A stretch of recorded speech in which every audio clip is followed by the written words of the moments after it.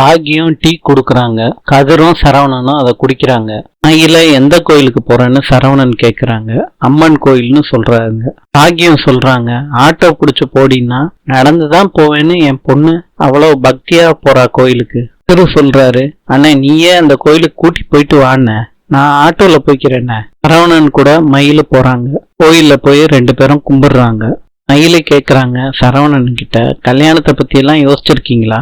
நான் யோசிச்சதே இல்லையே, நான் என் கல்யாணத்தை பத்தி யோசிச்சு வச்சிருக்கேன்னு மயில் சொல்றாங்க. கல்யாணமா பண்ணணும், 3 நாளைக்கு பண்ணணும் என் கல்யாணத்தை, அதுதான் என்னோட ஆசை அப்படின்னு சொல்றாங்க. ஐயா சொல்றாங்க சரவணன் கிட்ட.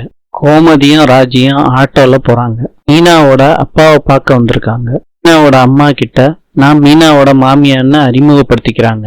உள்ள வாங்கன்னு கூப்பிடுறாங்க. உள்ள வந்து உட்கார்ந்து பேசுற அளவுக்கு நாங்க இல்லைன்னு எங்களுக்கு நல்லா தெரியும். உங்களை பார்த்துட்டு மீனா ரொம்ப வருத்தப்பட்டா.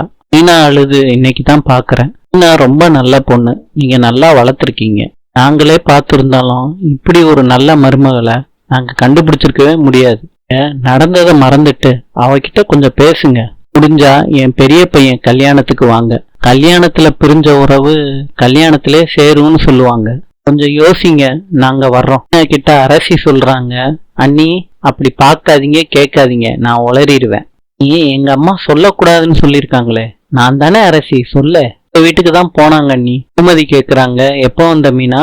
இப்போதான் வந்தேன் அத்தை. அத்தை எங்க போயிட்டு வந்தீங்க? ராஜி சொல்றாங்க, அரசி சொல்லிட்டா போல இருக்கு. ஏன் அத்தை அங்க போனீங்க? நீ வீட்டுக்கு வந்து ரொம்ப அழுதியா?